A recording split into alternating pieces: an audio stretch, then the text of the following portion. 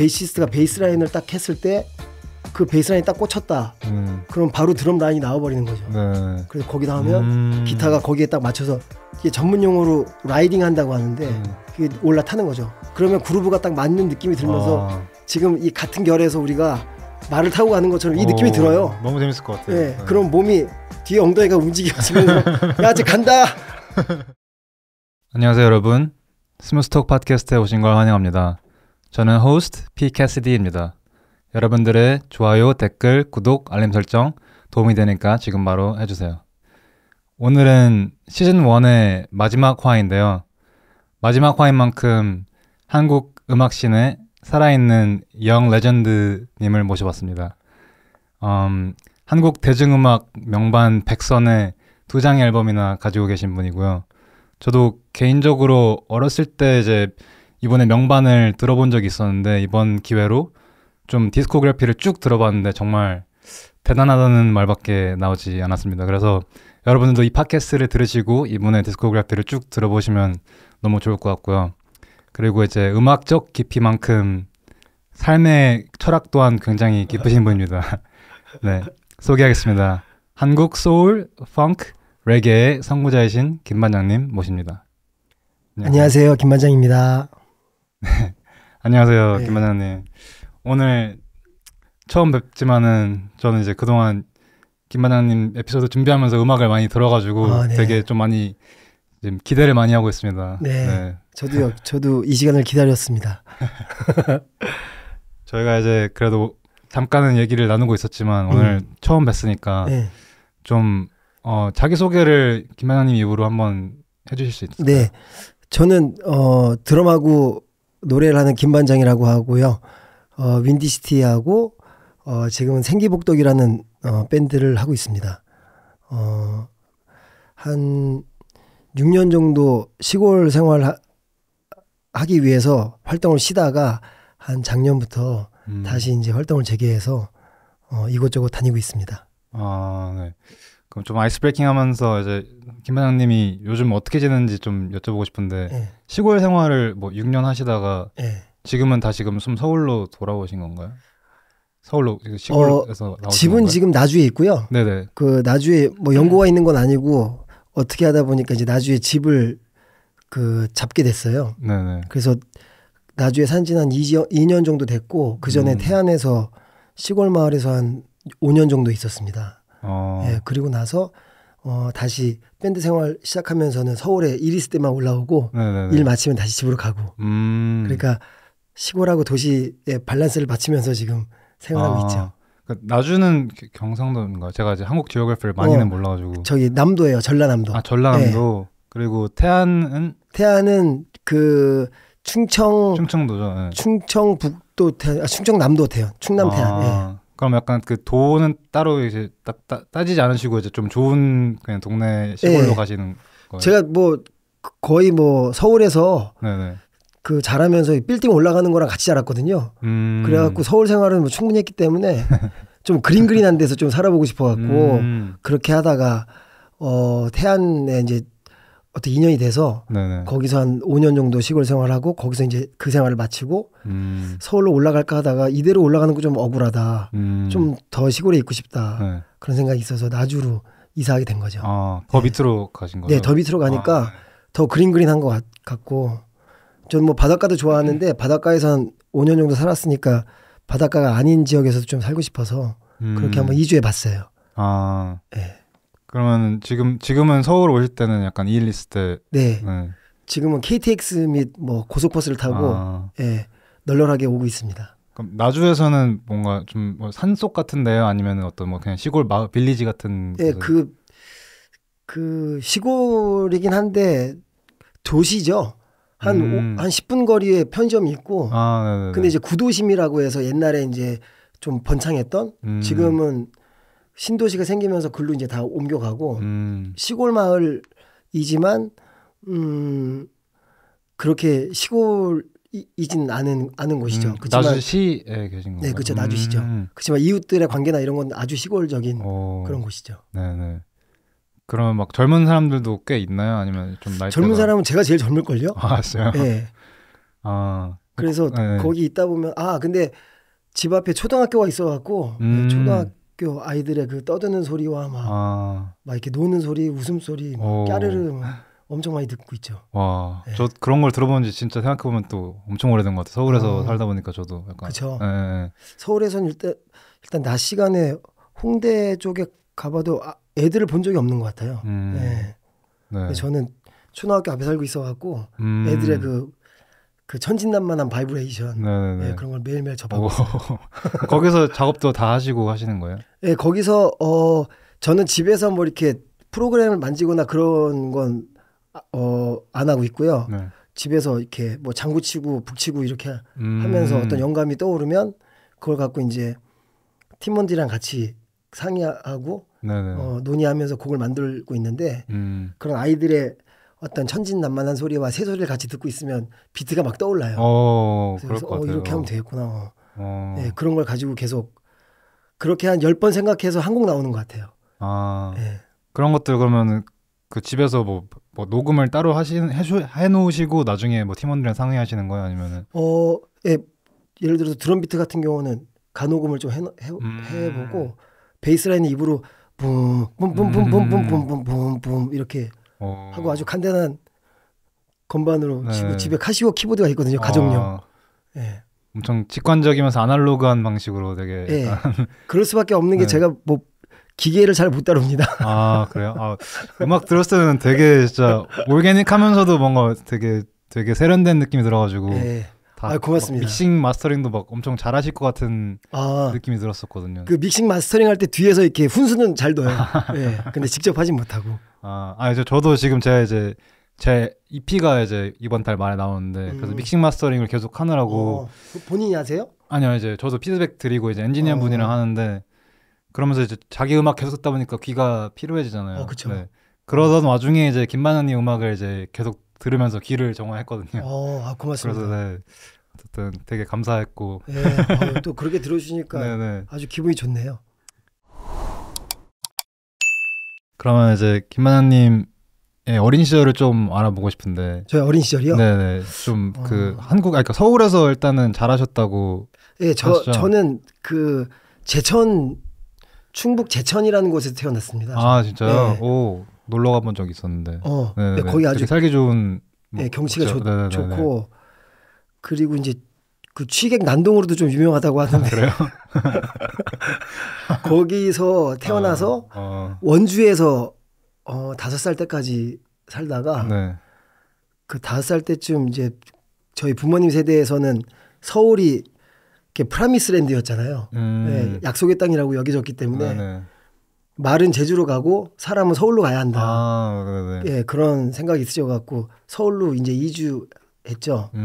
그래서 그때만 해도 제 기억에 서울은 되게 시골 분위기가 많았어요. 동네 평상에서 같이 음식도 나눠 먹고 뭐 누구네 집 부모님이 일 때문에 늦게 들어오면 애를 봐주기도 하고 그리고 집 청소하고 있으면 옆집 가고 놀기도 하고 그런 분위기가 있었거든요.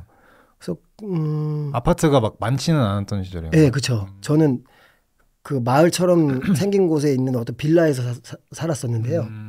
거기서는 아주 서로 되게 좀 친근하고 그러니까 문도 잘 안 잠그고 다녔었어요.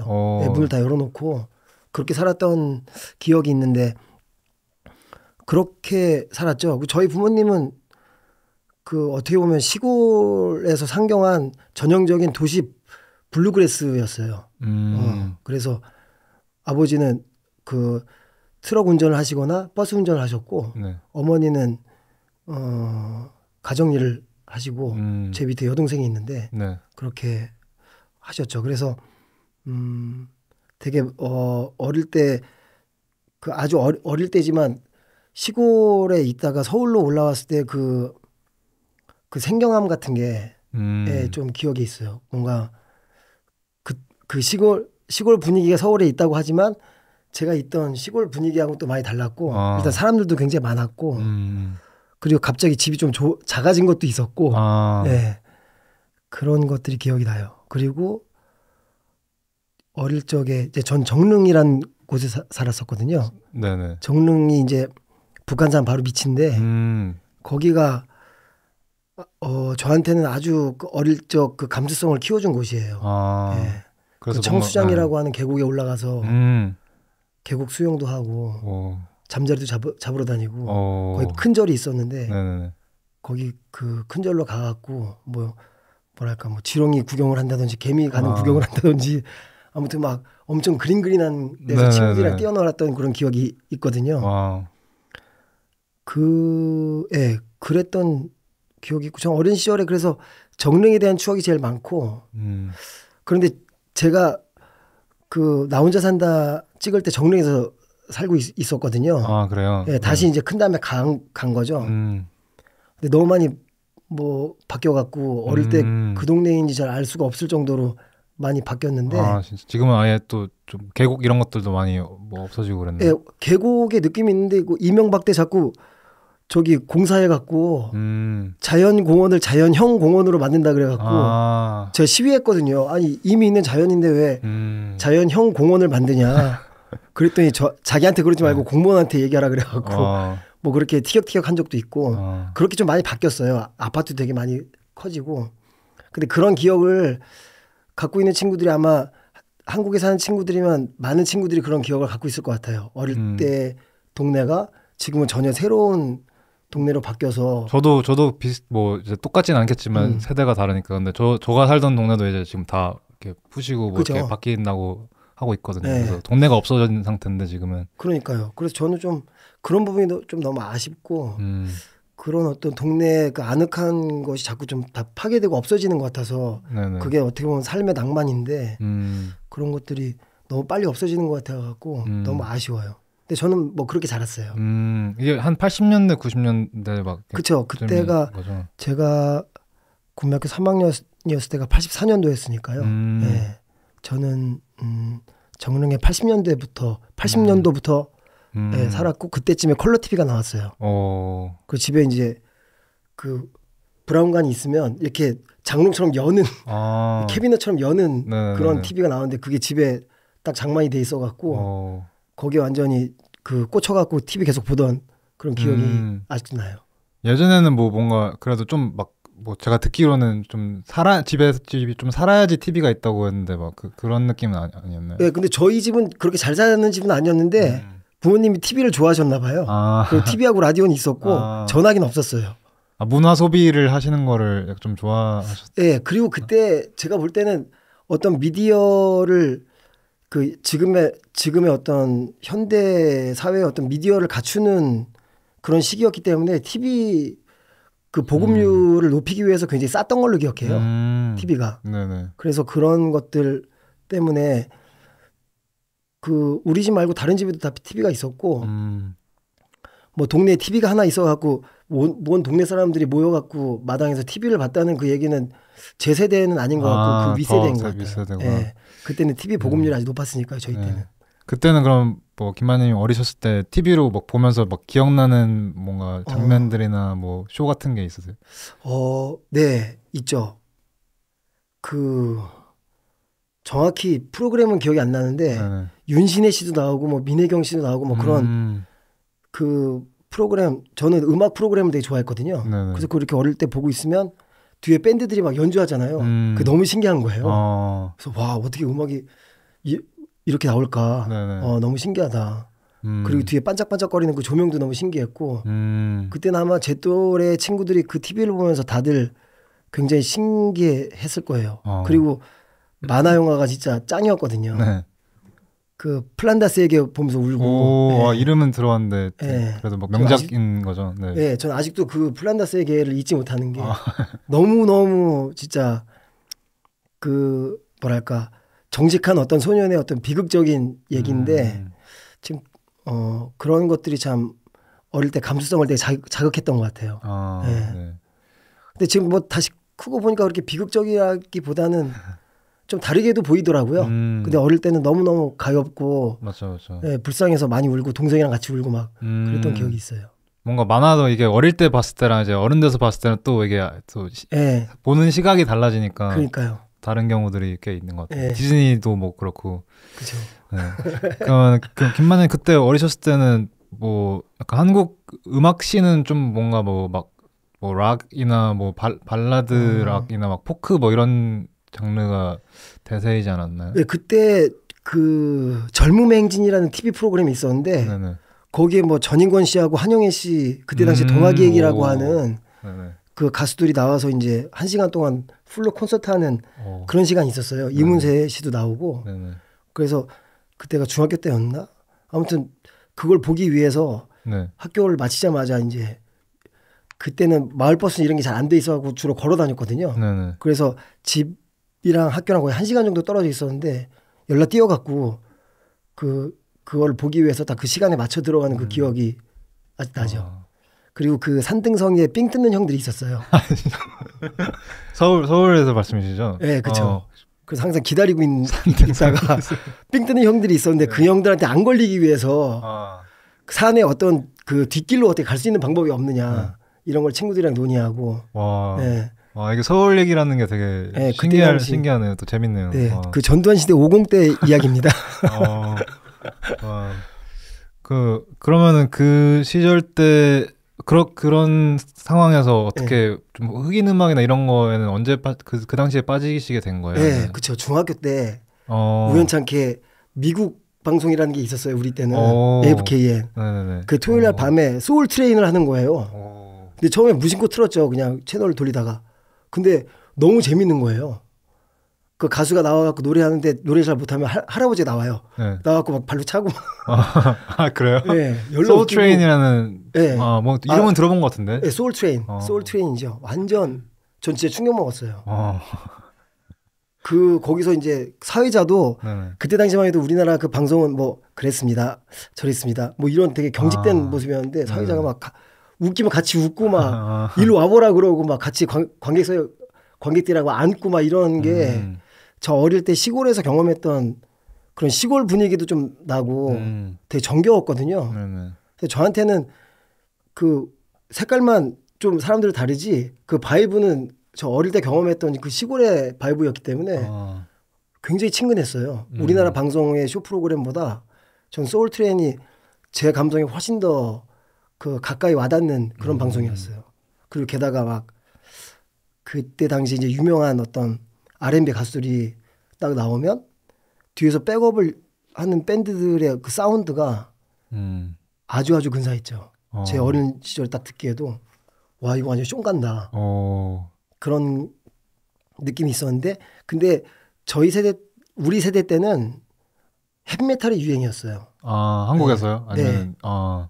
그러니까 저변이 많지는 않았지만 듣는 친구들이 많지는 않았지만 저는 6학년 때부터 헤비메탈을 듣기 시작했거든요. 제 짝꿍이 목사님 아들이었는데 헤비메탈 광이었어요. 보통 목사님 아들들이 막 힙합이나 막 그런 거 그러니까. 좋아하는 분들도 꽤 있더라고요. 종종. 네. 그쵸. 네. 목사님 아들인데 데스메탈 하는 친구도 봤어요. 근데 그 친구가 저한테 이런 음악이 있다 네. 소개를 해줘서 그때 당시만 해도 테이프를 많이 들었거든요. 네. 그래서 테이프에다가 자기가 좋아하는 헤비메탈 음악을 저한테 이렇게 건네줬어요. 그 짝꿍이. 그래서 그걸 들으면서 뭐 메탈리카라든지 뭐 메가데스 막 슬레이어 이런 음악들 그리고 거기다 뭐 메탈 발라드 같은 것들을 들으면서 네. 와 진짜 이것이야말로 젊음의 음악이다. 네. 그렇게 생각했고 그게 저한테 와닿았던 이유는 저처럼 이렇게 뭐 학교 생활을 특별히 잘하는 것도 아니고 공부도 잘하는 것도 아니고 지각해갖고 맨날 맞고 이런 그 친구들한테는 저항할 거리가 필요했거든요. 근데 헤비메탈이 딱 그 감성에 맞았어요. 네. 그래서 그때는 저항이라는 단어도 잘 몰랐지만 저항할 거리. 네. 이거는 굉장히 젊은이의 어떤 그 저항의 음악이다. 네네네. 말로 표현할 수 없었지만 그런 감성을 좀 느끼게 된 것 같아요. 그래서 거기서 막 헤비메탈을 더 많이 듣고 그러던 시절이었는데 그러다 어느 날 중학교 시절에 흑인의 어떤 버라이어티 쇼를 보게 된 거죠. 흑인들의. 거기서 진짜 엄청난 희열을 느꼈어요. 네. 와 진짜 멋있다. 그래서 그때부터 약간 헤비메탈과 흑인 R&B를 좀 왔다 갔다 하는 그런 취향이 된 것 같아요. 근데 헤비메탈 듣는 친구들은 흑인 음악을 듣는다는 건 일종의 배신이었거든요. 네, 변절이었어요. 그건 변절. 그래서 저 같은 경우는 친구들이 앞에 있을 때는 막 주다스 프리스트나 이런 걸 틀어놓고 같이 헤드뱅 하다가 집에 딱 가면 이제 스티비 원더를 딱 틀거나 그걸 딱 들으면서 아, 저 좋다. 네네네. 그러고 있다 친구가 갑자기 집에 찾아왔는데 저보고 이 새끼 너 팝 들어? 네네. 그러면서 막 면박을 주는 거예요. 그래갖고 그 부분은 좀 시크릿하게 일기장처럼 뭐 스티비 원더, 마빈 게이 뭐 이런 소위 말하는 계집애 같은 음악이라고. 그 당시에는 네, 또, 친구들이 너는 이렇게 뭐 이런 계집애 같은 음악을 듣냐 뭐. 그 지금에 있어서는 그게 약간 좀 성적인 비하 같이 들릴 수도 있지만 그쵸. 우리 때는 뭐 사내 자식, 계집애, 그쵸. 사내 새끼 이런 말들을 많이 했기 때문에 그래서 그때 저희 그 두 가지가 냉탕과 온탕을 왔다 갔다 해야 되는 어떤 상황이 있었죠. 그래서 남자애들끼리 딱 모이면 약간 센 척하느라고 센 음악을 듣고 헤메탈 공연장 가갖고 같이 막 흔들고 집에 와서 이제 샤워 딱 하고서 스티비 원더를 들었죠. 약간 요즘에서는 좀 뭐 힙합 좋아하는 애들이 이제 팝 보고 너 팝 들어 약간 이런 느낌이 약간 그 당시에는 또 이제 헤비메탈이랑 뭐 소울 느낌이었나 보네요. 그러면 김학님 친구들 중에서는 흑인 음악 좋아하는 친구가 그 뭐 소개해준 친구 뭐 그분 말고는 딱히 없었던 거예요. 헤비메탈을 좋아하는 친구들은 점점 늘어났어요. 네. 그 교실에서도 헤비메탈을 듣는 친구들끼리 어떤 커뮤니티가 생기면서 약간 좀 문화적 특권을 누리고 있는 계층처럼 느껴질 정도로 한 교실에 한 3-4명씩 이렇게 모여갖고 야 이번에 나온 이 앨범 아니야.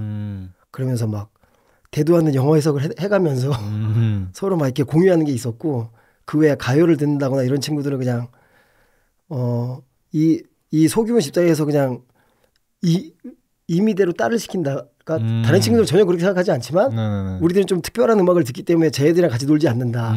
뭐 이런 어떤 그런 느낌이 좀 있었죠. 근데 흑인 음악을 듣는 친구들은 없었어요. 진짜요? 네, 흑인 음악을 듣거나 그런 음악에서 어떤 아름다운 점을 느끼는 친구들은 없었고 그냥 그런 걸 들으면 변절자가 됐죠. 근데 또 재밌네. 왜냐면 교실 안에서 막 음악 자기랑 듣는 거 비슷한 애들이랑 모여서 친하고 이거는 변하지 않는 약간 그쵸. 계속되는 약간 인간적인 특성인가 봐요. 네. 일종의 국룰 같은 거죠. 네. 그러면은 김만아님은 뭐 그 뮤지션이 되겠다는 생각은 뭐 그때부터 조금 키우신 거예요? 아니면은 좀 나중에 돼서? 그때는 음악이 좋다는 생각은 했었고 친구들이랑 밴드를 해볼 생각은 했었어요. 네. 근데 친구의 이제 가족들 형들이나 누나들이 다 반대를 했죠. 네. 같이 밴드를 하고 싶다 그러니까 이제 집에서 웬 그 날라리 양아치 짓이냐. 네. 그러면서 이제 중고등학생 때. 네, 그렇죠. 근데 같이 모여서 음악을 같이 듣고 같이 판을 사서 공유하고 막 그랬었거든요. 근데 저는 음악을 하겠다는 생각을 그때는 잘 못했고 그냥 그 우리 부모님을 비롯한 친구들의 부모님처럼 살고 싶진 않았어요. 네, 그렇게 좀 어떤 좀 지루하달까? 제가 보기에는 네. 되게 지루하고 어떤 일을 위해서 사는 것 같은, 물론 그분들의 수고 때문에 제가 배를 굶지 않고 학교를 다닐 수 있고 한 건 되게 감사한 일이었지만 어떤 인생의 측면으로 봤을 때 어른들이 하는 그 인생의 행로를 똑같이 따라가고 싶지 않았어요. 그런 마음은 있었어요. 나는 저렇게 사는 거는 좀 원치 않는다. 그런데 그래서 그러니까 그때 당시에 어떤 뭐 음악가다 예술가다 이런 말도 좀 없었거든요. 네. 그냥 그런 생활 아니면 체육 특기생 네, 같은 개념만 있었어요. 네네. 뭐 밴드부가 있었던 것도 아니고 밴드부가 있었죠. 근데 선배들이 그 엄청 군기 잡고 때리는 그런 밴드부가 있었고 네. 그렇기 때문에 음악을 해야겠다고 생각한 적은 없었는데 나중에 커서 들은 얘기인데 어머니께서 저 어릴 때 그 시골에 그때 이제 리사이틀이라고 했거든요. 가수들 뭐 남진 나오나 리사이틀 하면 음악회 같은 그죠 콘서트죠. 그럼 어머니가 어린 저를 데리고서 무대 맨 앞에 앉아갖고 드럼 옆에서 음악을 들으셨대요. 같이 환호하시고. 근데 저도 아주 얼핏 그런 어떤 되게 낡은 극장에서 어두운 극장에서 그런 콘서트에 갔던 기억은 있는데 그걸 좀 자주 다니셨다고 하더라고요. 그래서 그때 아주 어릴 때 그런 느낌이 있어서 그런지 저는 음악을 들을 때 드럼 소리가 그렇게 좋았어요. 예, 드럼이 막 저의 어떤 이 그 신체의 어떤 진동을 막 자극하는 것 같았어요. 그래서 난 드럼을 좋아하는 사람인가 이렇게 생각은 하고 있었는데 어떤 뮤지션으로서 또 해봐야겠다 이런 생각은 중고등학교 때는 없었죠. 예. 그럼 본격적으로 뭐 음악을 만드시고 하기 시작하신 건 언제 정도? 그거는 대학교 때. 예, 대학교 때는 좀 자유롭잖아요. 네네네, 그렇죠. 고등학교 때만 해도 학교나 이제 가정에서 공부 아니면 안 된다고 하고 그리고 또 우리 때는 통기타 같은 걸 학교에 들고 가면 비행 청소년 취급을 받고 통기타만 부서지고 예, 졸라 맞고. 아 진짜요? 예, 그렇죠. 무셨어요 학교에서? 예, 집에서도 부시고 학교에서도 부시고 뭐 집에서도 맞고 학교에서도 맞고 주로 뭐 그랬죠. 아예 다른 세상이었네요. 한국이 약간. 예, 네. 그때는 좀 더 획일적이고 좀 더 그 매뉴얼대로 움직여야 하는 어떤 억압적인 그런 분위기가 더 강했다고 기억해요. 예. 근데 그러다가 음악을 해야겠다고 생각한 거는 대학교 때. 대학교 때는 뭐 미팅도 하고 집에 뭐 동호회 핑계 대고 안 들어갈 수도 있고 뭐 그런 어떤 상황이 생기면서 그렇죠. 그때 당시에는 지금처럼 인터넷이 있는 게 아니었고 하이텔 전화선 연결해서 하는 거 알아요? 하이텔 천리안 이런 게 있었어요. 저도 막 처음 어렸을 때 막 그 띠디디디 그 소리 나는 거 네. 기억나요. 그 단말기로 하는 거. 그거로 하다가 헤비메탈 동호회, 락 동호회에 가입을 하면서 거기서 같이 친구들을 만나고 그러면서 스레시 메탈 밴드를 처음 시작했어요. 네. 락 쪽으로 먼저 시작하셨네요. 네, 그렇죠. 활동하신 거는. 네. 그 당시에 아까 저도 막 약간 공부하다 한 건데 예전에 막 저도 힙합 아까 막 음악을 공부하는 걸 좋아했었어가지고 힙합도 예전에 막 무슨 뭐 나우누린가 막 이런 동호회에서부터 시작됐다고 네. 하더라고 한국 힙합이. 맞아요. 근데 그런 것처럼 락도 약간 네, 그렇죠, 동호회로 그렇죠. 많이 시작된 거. 네. 그리고 거기서 이제 이발관 언니네 이발관 네네. 석원이 형을 알게 되고 같이 밴드를 하자고 해서 이제 그때 이제 이발관이 또 시작된 거죠. 스카우팅이 되신 건가요 그러면? 스카우팅까지는 아니고. 네. 알고 지내시다가. 네, 그때는 악기를 하는 사람이 거의 없었어요. 아 진짜요? 많지가 않았어요. 정말 적었어요. 네. 그래서 그냥 3, 3, 5 만나서 특히 드럼하고 베이스를 한 사람들이 없었기 때문에 네네. 몇 개의 밴드를 막 하곤 했죠. 그럼 그 당시에 막 막 유재하, 김현식 뭐 이런 사람들도 다 약간 밴드 막 세션들 공유하고 이런 게 약간 사람 자체 수가 많이 없어서 그렇죠. 그랬던 거예요. 네, 세션맨들도 아마 공유되는 정도가 지금보다 훨씬 높았을 거예요. 네. 그러면은 언니네 이발관의 약간 완전 창립 멤버 거의 제일 초기 멤버신 거예요? 네, 뭐 원년 멤버라고 할 수 있죠. 그때 당시에 이발관이 이렇게 그렇게 커질지 몰랐거든요. 네네네. 그냥 석원이 형이 거의 반 장난처럼 해보자고 했고 뭐 사실 저도 그냥 재미있겠다 싶어갖고 헤비메탈 밴드 하면서 이제 이발관을 하게 된 건데 갑자기 인기가 굉장히 많아지고 그때 당시에 모던락이라고 하는 그 브리티시 기타 팝이 없었어요. 지금처럼 많은 밴드들이 있고 인디 밴드라는 말도 없었어요. 그 지금 돌아보면은 항상 제가 시작할 때는 없었던 데서 이제 처음 시작하는 밴드에 많이 있었던 것 같아요. 본의 아니게. 그래서 그 시작을 같이 하게 되고 그 시작점을 보게 되고 경험하게 되고 그런 세대가 됐죠. 지금은. 그 1집에 참여하신 거. 네, 1집만 참여했어요. 네. 네. 그게 또 이제 명반으로 이제 일컬어지던데 지금 대중음악 백선에도 들어가고. 네. 네, 근데 들어보니까 되게 약간 모던 록이더라고요. 그 메탈이랑은 아예 관련 없는. 네. 그때는 그래도 막 메탈인데 모던 록도 할 수 있지 하면서 그냥 하셨던 거예요? 아니면 음악이 좋아서 그냥 이거는 나도 할 수 있겠다. 그때 당시 석원이 형이 이제 브리티시 기타 팝을 엄청 많이 듣는 사람이었고 그 형이랑 다니면서 진짜 많은 음악을 접했죠. 네네. 영국 음악이라는 거를. 그리고 영국의 어떤 그 뭐랄까 서브팝이라고 해야 되나? 네. 그런 어떤 카운터 컬처에 대한 그 이야기들도 많이 듣고 그러면서 이게 관계 속에서 또 사람이 바뀌잖아요. 그렇죠, 그렇죠. 네. 그러면서 그 모던 락에 대한 어떤 관심도 생기고 그리고 같이 밴드 하는 게 그렇게 재밌을 수가 없었어요. 되게 재밌었어요. 4명이 모여갖고 뭔가 네. 같이 소리를 내는데 근데 그때만 하더라도 그렇게 실력이 출중하진 않았는데 그 하면서 이렇게 어떤 맞춰져 가는 그런 재미랄까? 그런 합이 맞는 그런 게 있었고 그렇다고 해서 이전에 했던 스래시 메탈 밴드가 잘했던 건 아닌데 일단 소리가 너무 크니까 잘하는 것처럼 들렸던 거죠. 일단 소리가 너무 크니까 각자 잘하는 것처럼 들렸다가 이발관에서 하면서 뭔가 그 뭐랄까 하나씩 이렇게 맞춰져 가는 그런 느낌 그런 느낌을 조금씩 알게 되면서 그 브리티시 기타파 기타락에 빠져들기 시작했어요.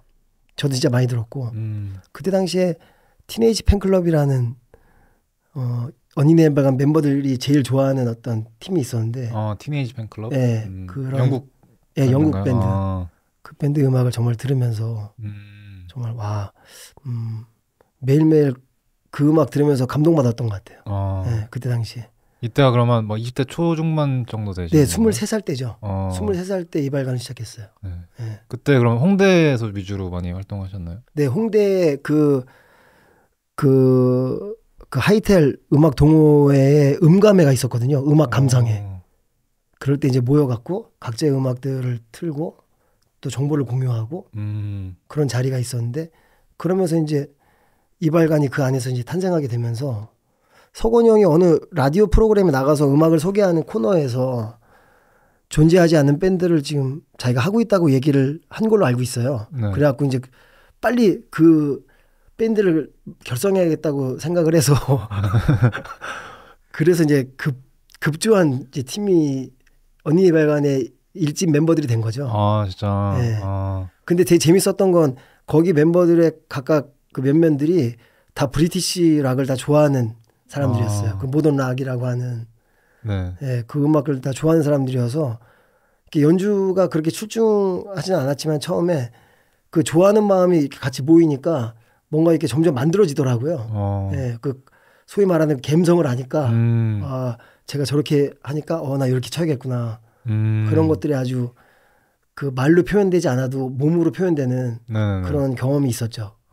밴드는 또 그게 진짜 좀 신기한 것 같아요. 진짜 랩은 혼자서 하는 경우가 많으니까. 근데 밴드는 서로 이제 막 어떻게 하는지 보면서 케미스트리도 맞춰가야 되고 뭔가 그럼요. 사이도 좋아야 되고. 그럼요.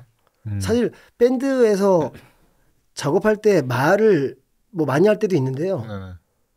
사실 말이라는 게 그 소통의 수단 중에서 아주 그 뭐랄까 전체는 아니고 아주 작은 부분이기 제한적이죠, 때문에 특히 음악에선 그렇잖아요. 아마 그 랩을 할 때도 느끼는 거겠지만 같이 하는 친구의 어떤 바이브를 받아갖고 그쵸. 같이 주거니 받거니 하는 것처럼 그쵸. 연주할 때도 베이시스트가 베이스 라인을 딱 했을 때 그 베이스 라인이 딱 꽂혔다. 그럼 바로 드럼 라인이 나와버리는 거죠. 그래서 거기다 하면 기타가 거기에 딱 맞춰서 그러면 이게 전문 용어로 라이딩 한다고 하는데 그게 올라타는 거죠. 잼 세션 같은 거죠. 그러면 그루브가 딱 맞는 느낌이 들면서 지금 이 같은 결에서 우리가 말을 타고 가는 것처럼 이 느낌이 들어요. 너무 재밌을 것 같아요. 그럼 몸이 뒤에 엉덩이가 움직여지면서 야 이제 간다. 그러면 무대에서 그 즉흥 연주가 됐을 때 그 드라이브감으로 이렇게 가게 되면 관객들은 말로 표현은 못해도 몸으로 다 아는 것 같아요. 지금 하나의 그루브가 만들어졌다. 이건 아주 춤추기가 괜찮다. 그럼 바로 그 뒤에서 연주를 하더라도 그 그루브가 사람들한테 전해질 때 그걸 어떤 심장 박동이라고 해야 될까?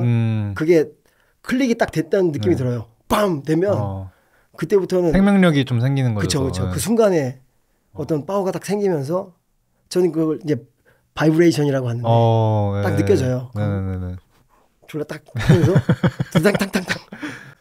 그래갖고 엔딩까지 너무 아름답게 딱 끝나면 그 순간에 아주 연극적인 연주가 일어났다가 사라지는데 그런 연주를 그 옛날에 참 많이 했었는데 그때 연주를 들으셨던 관객분들이 나이가 들고 다시 만나도 그때 그 콘서트 연주를 다시 얘기하더라고요. 그럴 때 우리가 같이 연결됐었구나.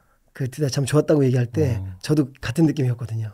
그런 게 아주 짱이죠. 그러니까 그럼 그 무대 위에서 뭐그 당시에 뭐 할 때 리허설이랑 좀 다르게도 막 프리스타일로 그 위에서도 하신 거예요, 무대 위에서? 네, 저는 주로 그렇게 했어요. 왜냐하면 기계적으로 하는 게 저한테 맞지도 않고 좀 재미도 없고 그리고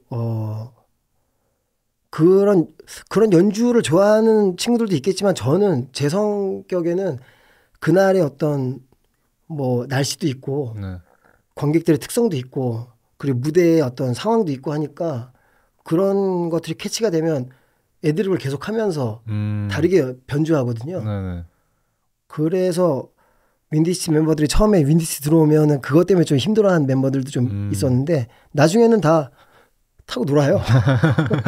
사람이라는 게 다 약간 예. 신선이 되는 그렇죠. 심장 박동이 있고 이 두 손 두 발로 다 연주할 수 있는 어떤 피지컬을 갖고 있다면 네. 그런 느낌을 다 공유할 수 있는 거죠. 예, 연주로.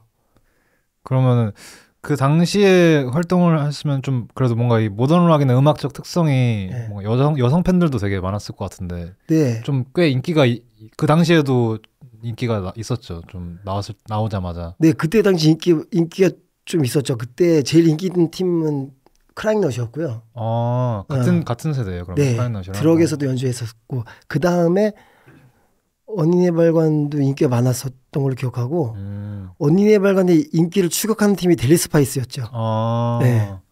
와, 다 전설적인 밴드들이. 네, 그때 당시. 약간 좀 질투 났던 게 이 발관 할 때는 그 성 비율이 5대5였는데 델리 스파이스 할 때는 한 8대2 정도의 어떤 여성 비율이 높은 걸 보고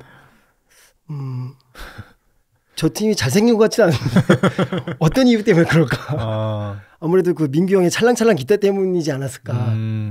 그래서 서로 막 이렇게 경쟁도 하고 서로 어떤 연주도 같이 보면서 네네. 얘기도 많이 하고 그런 시절이었죠. 그럼 그런 분들도 다 약간 같은 동호회 뭐 출신? 네, 델리 스파이스도 같은 네, 이발관이랑 같은 동호회 출신. 전설적인 동호회네요, 진짜. 네. 그러면 언니는 이발관은 어느 정도 활동을 하셨어요, 김연아님은? 저는 25살 때인가? 6살 때까지 한 2년, 3년을 같이 했는데 그때 이제 저는 이제 레게하고 힙합을 굉장히 좋아하게 된 어떤 상황이 돼버렸거든요. 활동하시던 와중에. 네. 뭐 기타 팝을 하는 것도 좋았지만 제 귀에 주로 들리는 건 이제 레드맨이나 루텐 클랜이나 네. 뭐 제르도 데메자, 뭐 갱스타. 그러니까 흑인 소울 음악을 듣다가 어떤 계기에 의해서 힙합으로 넘어가게 돼버린 거예요, 제 귀가. 네네. 그래서 브리티시 락음악이 뭐 이것도 좋긴 한데 뭔가 이렇게 좀 더 바운스가 있는 이런 비트에 제 엉덩이가 흔들리기 시작하면서 이게 그 애티튜드가 다르니까. 네, 그렇죠. 기타 락이 약간 좀 딱딱하게 들리기 시작하는 어떤 그런 시점이 됐죠. 그리고 제가 약간 좀 그 품이 넓은 바지를 입고 일반관 합주에 간다거나 그러면 석원이 형이 저 새끼 흑인병 걸렸다고. 저거는 그 약도 없는데 저 새끼 저 걸렸다고 그러면서 그렇게 막 얘기하다가 어느 날 이제 제 기억으로는 석원이 형 차 안에서 그 석원이 형, 야 내가 볼 땐 너는 이제 더 이상 기타 팝은 아닌 것 같은데 모던락은 아닌 것 같은데 그 이쯤에서 각자의 길을 가는 게 어떻겠냐 이렇게 얘기를 해서 저도 선뜻 그 말이 맞는 것 같았어요. 네네네. 그 아무리 뭐 요즘 같이 이제 어떤 뭐랄까 하이브리드 시대에는 기타 그 모던락을 하면서 뭐 데스메탈 티셔츠를 입을 수도 있고 사이프러스를 입을 수도 있잖아요. 그렇죠. 근데 그때 당시 그런 거는 있을 수 없는 일이었기 때문에. 그렇죠. 종교를 막 두 개를 동시에 믿는 느낌인 거죠. 네, 맞아요. 네. 두 개의 태양은 뜰 수 없는 거죠. 그래서 저도 그거를 이제 납득하고 그 다음부터는 힙합 쪽 친구들이랑 친하게 지내게 됐어요. 그 전부터 이제 이렇게 크로스오버가 되기 시작했던 거죠. 그래서 저는 이제 이발관을 그만두게 되고 이발관은 이제 그 이후에 이집을 향해서 가고 네, 저는 그때부터 그 애시드 재즈가 자미로까이부터 시작해갖고 또 영국에서 불던 에이시드 재즈라는 게 있었잖아요. 네네. 그래서 그런 음악들이 또 빠지기 시작하면서 그런 비슷한 류의 밴드를 또 결성하기 시작했죠. 네. 그러면은 약간 아까 이제 김현아님이랑 시작하기 전에 잠깐 아이스 브레이킹 하면서 힙합 얘기를 했었는데 네. 저도 너무 재밌었어가지고 힙합 그 당시에 그러면 약간 아까 제럴드 데미저나 막 네. 갱스타 좋아하시고 또 어떤 그룹들을 좋아했어요? 그때 당시에는 다 데뷔하던 시절이었어요. 나스도. 그러니까 너무 황금기여가지고 이게 래퍼로서 안 짚고 넘어갈 수가 없는 네, 시기인 것 같아요. 저도 그때 아주 힙합이 제 삶의 동기였는데요. 네. 더 루츠도 네. 예, 1집을 딱 내고서 완전 스매시 히트를 하고 있어요. 1집도 완전 명반이죠. 예, 네. 끝내주죠. 네. 그 저는 그 더 루츠의 그 퀘스트럽의 드럼을 딱 들었을 때 네. 이것이 내가 가야 할 길이라는 느낌이 막 왔어요. 그래서 그 일단 처음에 너무 궁금했죠. 이게 어떻게 MPC 소리를 어쿠스틱 드럼에서 구현을 했을까? 이게 찍고 쳤다고 뻥치는 게 아닐까? 이런 생각도 했는데 그 MTV에서 봤죠. 직접 연주하는 걸. 그리고 그 뒤로 좀 인터뷰를 찾아봤어요. 그때 더 소울스라는 힙합 잡지가 있었거든요. 소울스네. 네, 그걸 그 남대문이나 이태원 가면 그 잡지를 구할 수가 있었어요.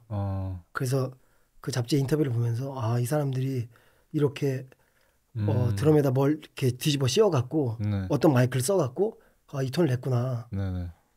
그 아직도 기억나는 건 캐스럽이 드럼 톤을 만지기 위해서 며칠을 쓴다고 그런 얘기를 그때 듣고서 이게 나름대로 많이 연구해갖고 나온 톤이구나.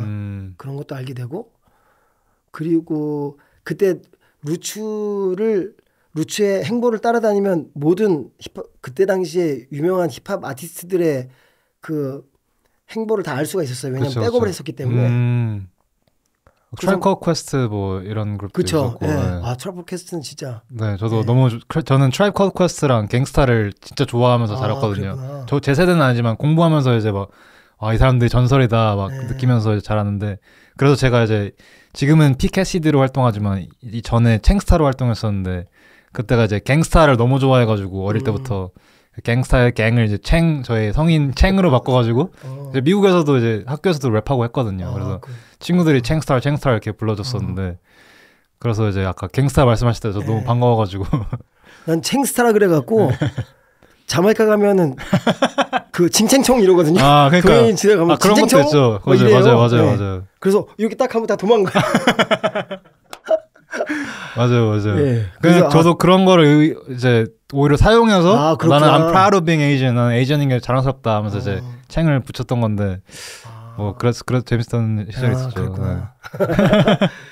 그때 당시 힙합은 저한테 완전히 전 힙합 세대예요. 그러니까요. 90년대가 이제 그냥 고든 에라라고 부르는데 힙합에 제가 소울 음악을 전에 들었었잖아요. 네네. 근데 소울 음악을 듣다가 힙합을 들었을 때 그 겹치는 라인들이 있단 말이에요. 그렇죠. 사운드나 이건 내가 아는 라인인데 여기서 반복해갖고 샘플링을 해서 그렇죠. 그런 식의 어떤 음악적 접근 방법이 저한테 아주 익숙하고 저한테 많은 그러니까 제 음악의 어떤 근간이 되죠. 아주 미니멀하게 그러니까 복잡한 어떤 뭐 화음이나 이런 걸 쓰는 게 아니고 아주 미니멀한 라인을 반복해서 그 위에서 계속해서 어떤 그 프리스타일을 해가는 그런 어떤 방식에서 제가 하는 음악이 힙합하고 그 모습이 좀 다를 수 있지만 그 접근 방식은 힙합의 영향을 진짜 많이 받았죠. 그래서 예를 들어서 로이에어스의 음악을 듣고 있는데 로이에어스를 샘플해서 어떤 비트를 만들었단 말이에요. 저는 로이에어스 음악보다 이 비트가 더 좋았어요. 완전. 아까 그 선샤인 그 비트 엄청 많이 샘플링 되고 하잖아요. 맞아요. 네네. My life, my life, my life, my life in the sunshine. 이것만 있어도 그 위에 근사한 드럼 라인하고 베이스 라인만 있어도 모든 음악이 끝난다. 그런 걸 힙합은 저한테 가르쳐줬죠. 그래서 굳이 그림을 그릴 때 현란하게 그릴 필요 없어. 그냥 코어만 가지고 있으면 돼. 이런 걸 전 힙합에서 정말 많이 들었어요. 그리고 그 이후에 레게를 들으면서 알게 된 거, 힙합이 레게에서 온 게 맞네. 저는 확신해요. 진짜요? 네. 그 DJ 쿨헉 뉴욕의 네네네. DJ 쿨헉을 굳이 이야기하지 않아도 네네. 그때 당시에 자메이카는 정말 너무 좀 신기한 나라인 게 미국 음악을 그렇게 좋아하고 소울 음악이나 재즈 음악을 그렇게 좋아하면서도 그거를 따라하지 않고 자기네 방식으로 그 만들었다는 게 너무너무 신기해요. 네네. 그게 어떻게 데스몬드 데카 같은 사람들이 그런 것들을 뭐 제시했다는 얘기들도 있고 한데 레게는 아주 그 뭐랄까 베이스 라인이 이렇게 노래하는 것 같잖아요. 예, 아주 기분 좋은 날에 허밍하는 것 같은 그런 베이스 라인 위에다 아주 간단한 드럼 라인을 올려갖고 그거를 미국의 힙합이 일어나기 전에 자메이카에서는 그걸 틀어놓고 그 러버더비라고 해서 예. 말하듯이 그쵸 예. 운율이 있는 랩을 했었거든요. 그게 힙합의 그랜마하고 아주 딱 맞닿아 있어요. 예. 그래서 저는 그런 레게가 갖고 있는 드럼 앤 베이스 라인이 미국화된 게 힙합이다라고 저는 예, 그렇게 이제 느끼게 됐어요. 네네네. 제가 음악 여정을 통해서 힙합은 레게에서 왔다. 네네네. 그리고 너무 궁금한 건 미국의 음악을 좋아했으면 미국의 음악을 똑같이 할 법도 한데 이 사람들은 어떻게 그 간단한 드럼 앤 베이스 위에 그 멋진 간단한 기타 라인으로 이런 멋진 음악을 만들어냈을까? 떼워서 그런가? 그게 뭐 크겠죠. 네. 제가 자메이카 가보니까 뭐 네, 그렇더라고요. 네. 그리고 진짜 많은 영감을 그 자연에서 얻는 것 같고 그래서 그렇게 하면서 힙합과 레게의 어떤 접점에 대한 궁금증이 네, 좀 해결되면서 레게 음악에 대한 뭐랄까 매력에 또 빠지게 되고 그때 당시에 이제 프랑스에서 온 레게 음악을 하는 친구가 있었어요. 네네. 그 친구가 그 한국 여자친구를 사귀게 되면서 홍대에 이제 머무르게 됐거든요. 네네. 근데 그때 저를 만났어요. 그래서 둘이 만나자마자 말도 안 통하는데 굉장히 친한 친구가 돼버렸어요. 그래서 그 친구가 들려주는 레게와 덥 음악들을 같이 들으면서 봤어요. 그분 뭐 프랑스와 네, 네. 같이 TV 나오셨던 거 네, 맞아요. 프로그램 나오신 거 봤어요. 네. 네. 그 친구는 그 콘솔을 다루죠. 그래서 그러니까 그 INI 장단 그분이랑 뭐 같이 하신 거 네, 맞아요. 그것도 어제 들었는데 네. 장난 아니던데 그거. 네, 그 앨범은 정말 만들 때 아주 완전 명반이던데 그거는. 대단한 작업이었습니다. 그 추운 정릉집에서 손을 불어가면서 그 아소토 유니언이 그 전에 있으셨잖아요. 네, 맞아요. 네. 그 밴드는 어떻게 뭐 이루어진 건지 얘기해 줄 수 있을까요? 아소토 유니언은 제가 이제 이발관을 마치고 그 다음에 바이닐이라는 애시드 재즈 밴드를 잠깐 했었어요. 네네. 약간 소울의 어떤 느낌을 가지고 있는 그런 밴드였는데 그 밴드가 데모 CD를 만들고 발매 직전까지 갔다가 이제 해체가 됐죠. 그리고 나서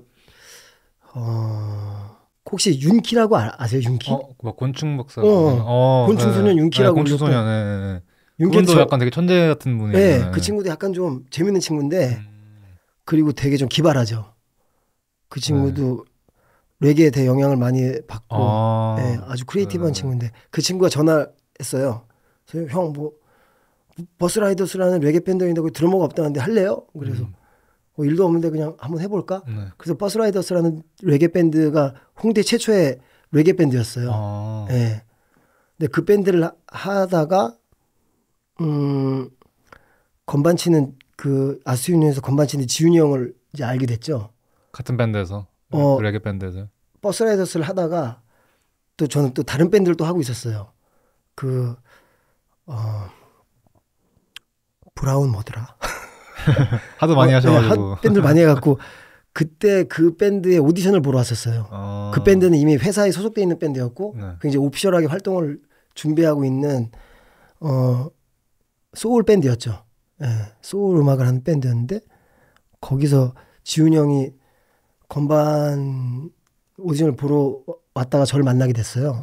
그래서 그 이후에 지훈이 형 작업실을 왔다 갔다 하면서 그 좋아하는 음악이 점점 같아지면서 우리가 밴드를 한번 해보지 않겠느냐. 그때 그 제가 하고 있던 그 브라운 그 밴드는 회사가 문을 닫게 되면서 이제 나는 어떤 상황이 돼 버렸거든요. 그래서 그때 지훈 형하고 저하고 계속 그런 구상을 하고 있다가 버스라이더스에서 기타를 치고 있던 가별이 윤가별 군을 영입해 갖고 아스토 유니온을 시작하게 된 거죠. 그때는 그 밴드 이름도 없었어요. 그냥 셋이서 모여서 잼을 하고 연주하고 그러다가 나중에 이제 베이스 치는 문희 누나가 합류하게 되면서 4인조의 어떤 모습이 갖춰졌죠. 그때 뭐 밴드 결성하실 때부터 좀 우리는 뭐 소울, 펑크 이쪽으로 하자라는 네. 아이덴티티는 있으셨어요? 네, 그렇죠. 아직도 기억나는 건 문희 누나가 작업실 와서 이제 오디션 볼 때 마이클 잭슨의 락 비디오를 맞춰봤던 기억이 나요. 네. 스탐 같이 맞춰보면서. 네. 그때는 소울을 진짜 하고 싶고 좀 제대로 하고 싶은 생각이 있었죠. 그래서 그때 아스토 유니온의 어떤 모습을 갖춰지게 되고 작업실을 차리게 되고 거기서부터 이제 음악들이 나오게 되고 그러면서 홍대에 그때는 버스킹이라는 말도 없었거든요. 네. 홍대 길거리에서 공연을 하기 시작했죠. 매주 토요일. 예. 아소토 유니온이라는 이름은 어떤 뜻이? 처음에 저는 그 어떤 유니온이 됐으면 좋겠다는 아이디어를 냈어요. 유니온이라는 게 뭐 그 조합 이런 뜻이거든요. 그죠. 그 노동조합 그때 당시 제가 디가볼 플래닛을 엄청 좋아했는데요. 진짜요? 네. 디가볼 플래닛이 그래미에 나와서 라이브를 하는데 졸라 멋있는 멘트를 때리는 거예요. 지금 편안한 카우치에 앉아갖고 TV를 보는 그 뭐 사람들이 있을 텐데 그런 어떤 너희들이 누리고 있는 안락함을 제공하고 있는 노동자의 삶에 대해서 니네 생각을 한번 해봤냐. 그러면서 막 비트 주세요. 딱 드럼이 빠빠바 나오면서 그 뭐야 Cool Like That 거죠. 네, Cool Like That. 그 친구 이름이 뭐더라? 그 래퍼 이시마엘 버틀러. 이시마엘 버틀러가 랩을 하는데 그 친구가 했던 단어가 노동조합이었어요. 그래서 그걸 딱 듣고서 유니온이라고 해야겠다. 그런 어떤 아이디어를 갖고 있다가 지훈이 형이 아프리카의 제사에 쓰이는 나무 중에서 사람의 피로 자라는 나무가 있는데 그런 나무가 있는데 그게 이제 아소토 그 나무로 만든 북 이름이 아소토라고 하는 거예요. 그래서 그 두 개를 합치자. 그래서 아소토 유니온이라는 밴드 이름이 된 거죠. 처음에는 사람들이 아소토 유니온이라는 이름을 듣고서 일본 밴드인 줄 알았대요. 저도 예전에는 뭐 아소토 뭐 이런 뭐 일본 사람들인가 그랬었는데. 근데 그게 이제 아프리카 말이에요. 네, 아프리카의 어떤 제사에 쓰이는 북의 이름이었는데 그래서 그렇게 해서 이제 밴드 이름이 만들어졌죠. 엄청 힙한데요. 그때 당시에는 저도 와 대박이다. 대박이네 진짜 너무 명 밴드가 될 수밖에 없는 약간 밴드인데. 그러면 그 아소토 유니온의 그 1집이 Sound Renovates a Structure 그 앨범 제목도 그러면 김 반장님이 지으신 거예요? 그거는 그때 그 디자이너 하던 친구 금보라는 친구가 있었는데 그 친구가 음악을 듣더니 자기가 한번 제시했었어요. 이런 앨범 제목이 어떠냐. 근데 그게 아주 뭐 음악에도 좀 적합하고 근사한 제목 같아서 그 앨범명을 썼죠. 근데 이제 이게 저도 이제 뭐 많은 대중들도 그렇겠지만 저는 여기서 이제 김 반장님에 대해서 알게 됐거든요. 그 아소토 유니온의 Think About You 그 곡이 이제 약간 대중적인 히트였었잖아요. 네. 그리고 이제 이 앨범 자체도 되게 명반이 됐는데 그때 당시에 뭐 이런 거 만드시면서 좀 뭐 재밌는 에피소드나 뭐 이런 거 있으셨을까요? 재밌는 에피소드는 뭐 많이 싸웠죠 뭐. 지훈이 형하고 저하고 많이 싸웠고. 그러니까 좀 다 같이 만들어가는 느낌이었어요. 김 반장이 좀 더 필두로 약간. 그러니까 어떤 아이디어나 테마 같은 거를 주로 제가 많이 제시했었고 그 다음에 이제 밴드 멤버들이 같이 붙어갖고 하고 아니면 잼으로 만들어진 곡들도 있었고 그런데 좀 이게 견해 차이가 좀 자주 있어갖고 또 어릴 때고 하니까 자기 견해가 좀 제일 중요하게 느껴지잖아요. 그렇죠. 그러니까 좀 부딪히는 게 많았고 막 그랬는데 그런 와중에서도 곡이 만들어지고 그루브가 점점 좋아지는 어떤 그런 느낌이 아주 즐길만 했어요. 그때 당시에. 그리고 그 앨범에 1년 정도 작업했어요. 지하 작업실에서요. 네. 그러면서 레코딩도 직접 하고 지훈이 형이 뭐 마이크를 갖고 와갖고 그때 당시만 해도 이렇게 시퀀싱이나 레코딩이 대중화되기 전이었기 때문에 그런 기술을 갖고 있는 사람들은 그렇게 많지 않았거든요. 근데 다행히 지훈이 형이 그런 어떤 기술을 갖고 있어서 비용을 많이 들이지 않고 그것도 우리 작업실이니까 우리가 내고 싶은 사운드로 그때 당시만 해도 스튜디오를 가면 음악의 사운드가 가요처럼 나왔어요. 네, 일반 스튜디오 그런 사람들 원하는 게 아닌데. 그렇죠. 네. 왜냐하면 그 기사님, 그러니까 엔지니어 분들이 늘 하던 방식으로 하시니까. 네, 레코딩은 항상 가요였기 때문에 그거 외에 어떤 상상력을 발휘하기는 좀 어려움이 많아서 돈은 돈대로 쓰고 나온 아웃풋은 좀 마음에 들지 않는 그랬었기 때문에 그 작업실에서 레코딩을 한 어떻게 보면은 자체 제작한 그런 사운드가 된 거죠. 근데 그게 아주 마음에 들었어요. 다시 Think About You 얘기하자면은 Think About You가 좀 대박이 났잖아요, 소리. 네. 그래서 그때 뭐 김연아님이 약간 뭐라고 해야지? 그 어떤 의미였어요? 그 성공이? 그 Think About You라는 음반의 성공이? 그때 당시는 실감을 잘 못했었어요. 네. 이게 사람들이 뭔가 우리 음악을 좋아한다는 느낌은 있었는데 그 정도로 사람들이 많이 좋아한다고 느끼지 못했었거든요. 왜냐하면 앨범을 유통하는 유통사에서 이 앨범은 많이 나가야 300장 정도 나간다고 그래도 찍겠냐고 해서 그래도 찍겠다 그렇게 얘기했었는데 그래서 주변에서는 별로 그 앨범에 대한 어떤 평이나 기대가 그렇게 크지 않았어요. 진짜요? 예. 그래서 주변에서 그러니까 뭐 저희들도 그냥 우리가 좋아서 만든 음악이니까 뭐 그런가 보다 했죠. 다른 아티스트들도 많이 못 느꼈어요? 보통 아티스트면은 이거 좀 특별한데 느끼실 수도 있을 것 같은데. 그걸 좀 나중에 느끼게 됐어요. 처음에는 그때 당시에 뭐 동대문에 있는 밀리올에 뭐 이런 데서 연주하고 막 그랬었거든요. 네네. 그리고 길거리에서 계속 연주하고. 근데 길거리에서 연주할 때 좀 힘들었던 거는 매번 경찰들이 와서 잡혀가야 했어요.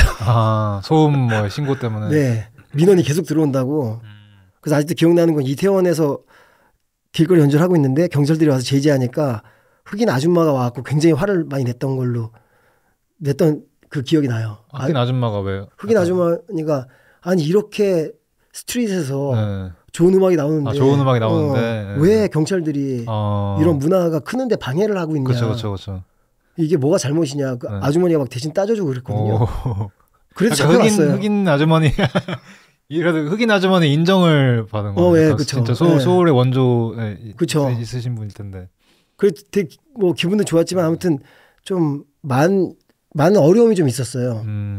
그래서 어떤 그런 그러니까 앨범 나오기 전에 어떤 했던 것들을 계속 하고 있다가 갑자기 그 연주할 수 있는 무대들이 점점 많아지는 거예요.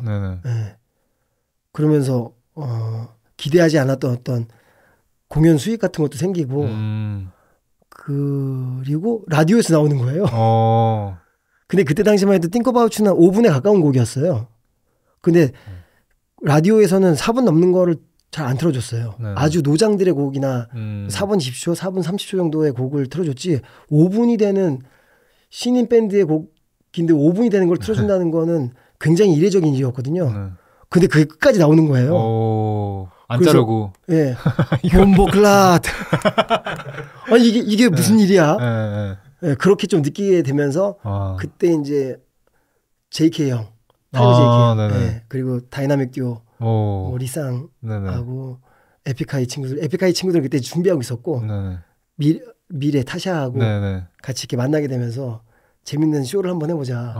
북리하게 돼서 이제 무브먼트 크루랑 아스토 유니언이랑 같이 콜라보하면서 뭐 그 공연할 때 백업을 하고 방송에서도 백업을 하고 그랬었죠. 그때 당시 되게 재밌었던 건 연주하는 사람들이 많긴 했지만 힙합을 연주하는 사람들은 거의 없었고 그리고 잘한다는 사람들을 모아서 세션맨들을 모아서 힙합 공연을 하면 이 비트가 갖고 있는 그 펀치력이라고 해야 되나요? 그런 것들을 살리기보다 자꾸 어떤 멋있는 테크닉 쪽으로 자꾸 가니까 랩을 하다가 보면 좀 걸리적거리잖아요. 아주 단순하게 딱딱 꽂아줘야 되는데 그래서 킥 스네어를 그냥 해줘야 되는데 그렇죠. 근데 약간 이렇게 그 많이 비교 부리고 약간 많이 배우신 분들 특유의 이렇게 이런 게 좀 있다 보니까 근데 저는 그냥 뭐 스트레이트로 완전 힙합이다. 너무 신났죠, 뭐. 퀘슬러브를 또 들으시면서 하셨으니까 그런 걸 무대에서 구현해 볼 수 있다니 너무 신났어요. 그래서 막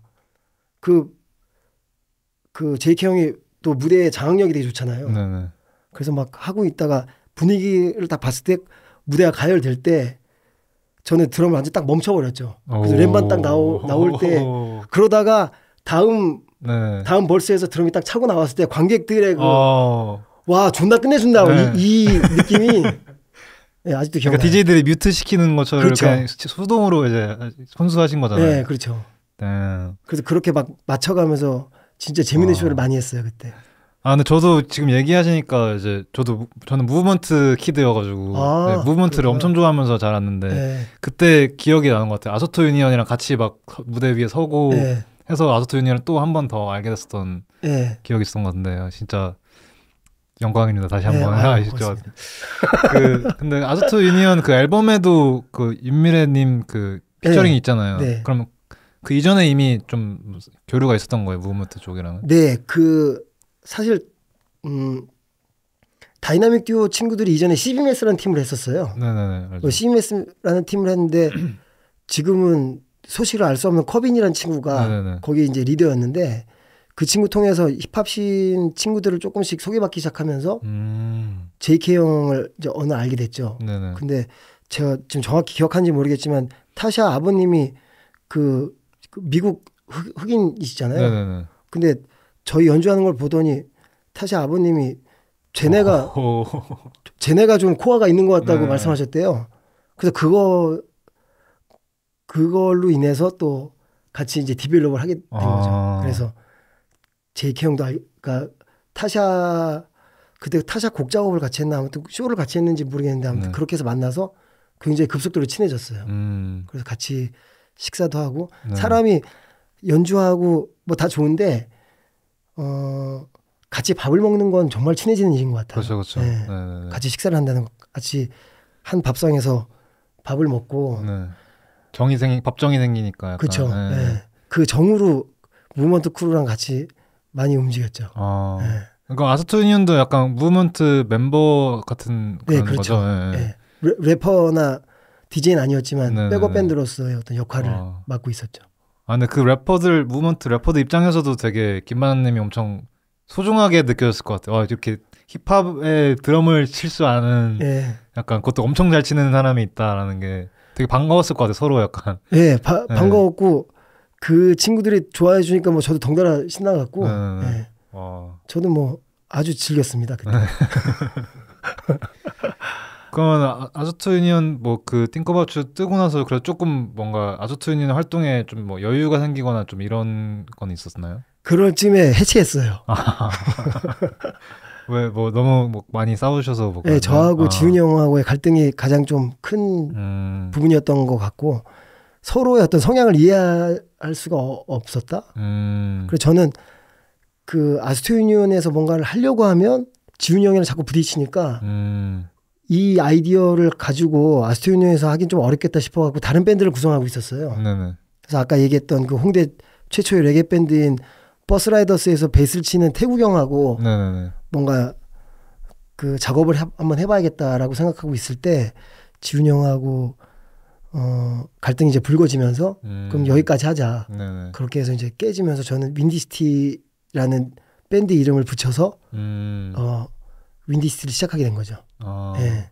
그때 이제 기타 치는 가별이를 하고 같이 했었고 베이스엔 태욱 형이 했었고 키보드에도 버스라이더스에서 키보드를 치던 조명진이라는 친구 네네. 가 합류했고 그 다음에 지금은 DJ 깐돌로 유명한 깐돌이가 네. 고3이었거든요 그때는. 그래서 깐돌이가 그 길거리 공연할 때 맨날 찾아오고 되게 친해졌어요. 네네. 그래서 그 친구가 퍼커션에 아주 재능이 있어갖고 퍼커션을 맡겼죠. 그렇게 해서 5인조로 시작된 게 윈디시티였어요. 그럼 원래 아스트 유니언 소속 멤버들도 있고 새로 들어온 멤버들도 그쵸. 있고 이렇게 해서. 그러니까 아스트 유니언 반, 버스라이더스 반 이렇게 해서 윈디시티가 탄생한 거죠. 네.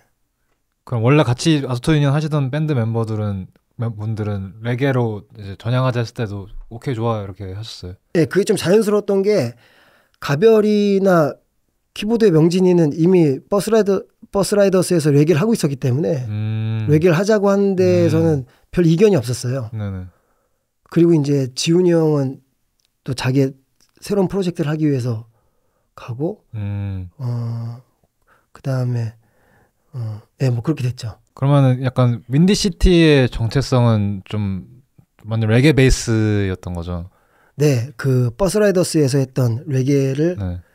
소울하고 그때 당시 전 또 라틴 음악에 또 애호가였어요. 그러게. 네. 라틴도 많이 섞여 있더라고 보니까. 네. 막 그 뭐지 프로디고. 네. 그 있었는 니뇨 네.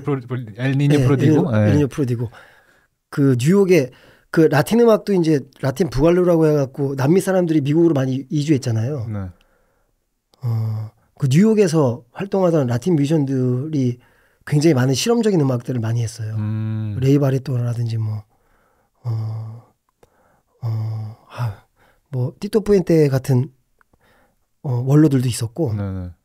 조바탄 같은 사람도 있었고 굉장히 많은 그 남미 사람들이지만 미국의 어떤 문화와 이렇게 합쳐지면서 굉장히 사이케델릭한 라틴 음악들이 막 네네. 나오던 시절이 70년대 80년대에 있었거든요.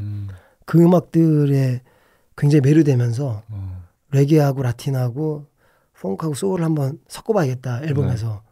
그걸 한번 해보고 싶었어요. 네. 그래서 만든 앨범이 이제 윈디시티의 러브 레코드가 된 거죠. 그게 첫 번째 앨범. 네.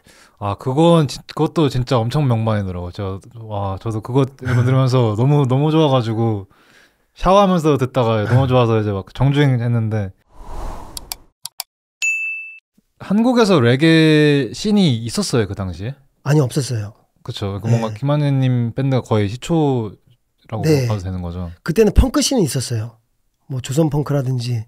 그게 뭐 크라잉 넛, 네, 노브레인 뭐 이쪽인 거죠. 네. 뭐 그리고 몇몇 팀들이 있었는데 그 펑크 씬은 굉장히 활성화돼 있었었는데 네네. 레게 씬은 없었죠. 네.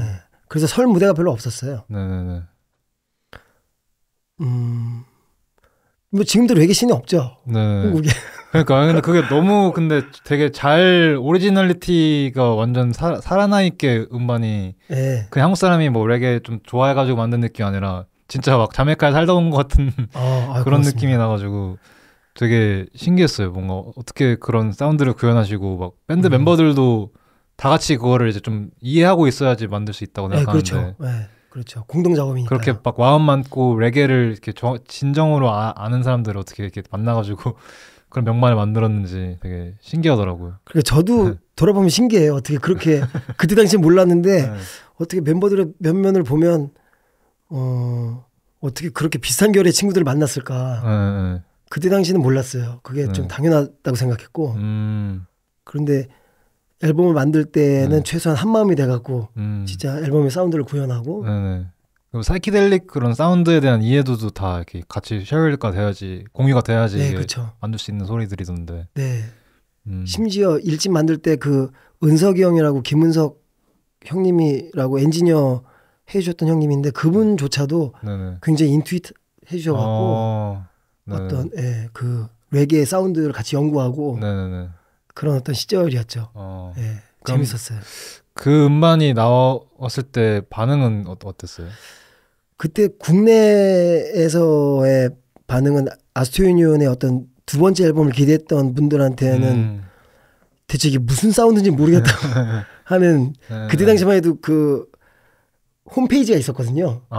네. 그 밴드마다 막. 네, 그렇죠. 지금 뭐 블로그라든지 뭐 인스타라든지 이런 걸로 바뀌었지만 그때는 밴드 홈페이지에 앨범을 릴리즈하면 다 댓글들이 엄청 많이 달렸어요. 근데 대부분 내 댓글은 이게 무슨 음악인지 잘 모르겠고 몇몇 공들은 알겠는데 이게 뭐 갑자기 음악이 나오다가 막 차차차차 막 소리 나고 이 앨범 잘못된 거 아니냐 그런 의견들도 막 있었는데 오히려 반응이 일본에서 좀 있었어요. 네, 어떻게 일본에서 그 레코드 회사가 그 앨범을 듣고 같이 같이 프로모션을 해보자고 일본에서 연락이 오고 그래갖고 일본 공연도 그때 당시만 해도 그 언더그라운드 밴드가 외국 공연을 가는 일은 거의 없었거든요. 그때 막 도쿄에도 가고 막 여러 그 일본의 레게 페스티벌도 좀 다니고 그랬던 기억이 있죠.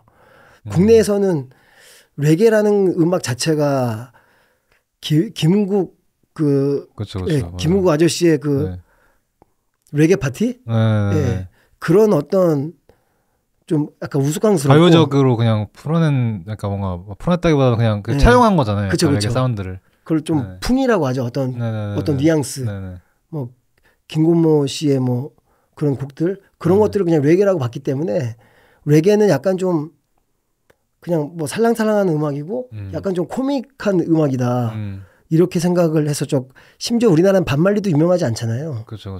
반말리 그때 우리나라는 유신 독재 시대였기 때문에 반말리가 들어올 여지가 없었어요. 그래서 그런 음악 레게 음악의 어떤 코어를 들을 수 있는 어떤 시절이 없었기 때문에 윈디시티 1집을 냈을 때 대부분의 관객들은 김반장이 좀 맛이 간 것 같다. 그리고 뭐 라틴 음악을 하고 그런 건 사람들이 정말 좋아했는데 진짜요? 네. 공연할 때. 근데 레게를 연주하기 시작하면 사람들이 되게 느리고 저게 왜 저런 걸 왜 하는지 잘 모르겠다는 반응이 좀 일반적이었어요. 네. 그리고 그 뭐랄까 아스토유니언 2집을 기대했던 분들한테는 다시 아스토유니언으로 돌아오길 바란다는 그런 어떤 리퀘스트도 있었고요. 네. 그럼에도 계속 레게를 하신 거는 뭔가 너무 좋아서 하신 것도 있겠지만 뭔가 이거 계속하면 된다라는 이런 것도 있었어요 혹시? 아니 저는 원래 그런 생각 잘 안 합니다. 네. 하루만 살기 때문에. 그래서 그때 레게를 하게 된 거는 아마 지금 유튜브에 찾아보면 나오는 다큐멘터리일 텐데 레게이나 바빌론이라는 다큐멘터리가 있어요. 영국에서 활동하는 젊은 자마이칸 2, 3세들의 레게 밴드의 다큐를 담은 비디오인데 그거를 그때 누가 VHS로 주문을 해서 같이 보게 됐어요. 근데 거기서 나오는 그 인터뷰들이랄까 그리고 그 사람들이 갖고 있는 애티튜드, 음악의 사운드, 그리고 패션 뭐 이런 것들이 힙합 이후에 저를 완전 사로잡았죠. 네, 와 레게는 진짜 멋있는 음악이구나. 그리고 제가 듣기에는 그 전에 뭐 메탈 음악도 하고 뭐 했었지만 저한테는 가장 저항적인 락 음악처럼 들렸어요. 네, 진짜 락 음악처럼 들렸어요. 아주 심플하고 심플한 그랜마의 직접적인 메시지를 딱 담는 그런 애티튜드가 되게 멋있어 보였거든요. 그래서 난 레게다 이렇게 생각을 했죠. 네. 그래서 그러면 좀 뭐 아소토유니언 때는 좀 더 되게 그 가사적으로는 그냥 기분 좋게 만들어주는 좀 평화적인 그런 느낌이 왔던 것 같은데 윈디시티에서는 좀 더 이렇게 사회적인 컨셔스한 메시지도 좀 담으시고 하신 게 레게의 영향인 거죠. 그렇죠. 네, 레게는 기본적으로 레벨 뮤직이니까 그런 레벨의 아티튜드 그런 걸 갖게 됐고 아스토유니언 때도 사실 그런 성향이 있었지만 아스토유니언의 그 음악은 조금 더 춤추기를 바랬어요. 사람들이랑 같이 춤추고 싶었어요. 근데 윈디시티에서 레게를 시작하면서 어떤 전쟁에 대한 그런 어떤 이슈들이 눈에 들어오기 시작하고 그때 당시만 해도 지금도 뭐 여전히 그렇지만 전 세계적으로 있는 어떤 불균형에 대한 그런 이슈들이 되게 많이 논의되고 있었거든요. 젊은 사람들 사이에서. 거기에 저도 적극적으로 인벌브 돼서 왜 한쪽은 비만인데 한쪽은 굶어 죽고 있고 한쪽은 그 지구의 에너지를 1인당 막 엄청 많이 쓰고 있는데 이쪽에서는 진짜 에너지가 없어갖고 막 되게 힘들어하고 있는 이 불균형이 왜 생기는 거냐 이거 어떻게 해결할 수 있냐 이런 어떤 논의들이 그때 당시에 굉장히 많이 젊은이들 사이에서 회자됐었기 때문에 그런 것들이 영감을 받아갖고 나는 음악으로 표현해야겠다. 네. 그렇게 생각하고 그게 지금까지도 계속 오고 있는 거죠. 네. 그 좀 이렇게 그러면 이제 레게 음악에 처음에는 사람들이 생소했지만은 계속 활동하시다가는 좀 사람들이 이게 레게구나 이런 약간 전환 포인트 같은 것도 있었나요? 그거는 이제 팬데믹 이후에 좀 드는 느낌이고요. 진짜요? 그렇게 좀 세월이 많이 지나고 나서. 네, 팬데믹 이전에는 레게를 연주하면 다들 나갔어요. 그 클럽에서. 네. 대체 무슨 음악이야?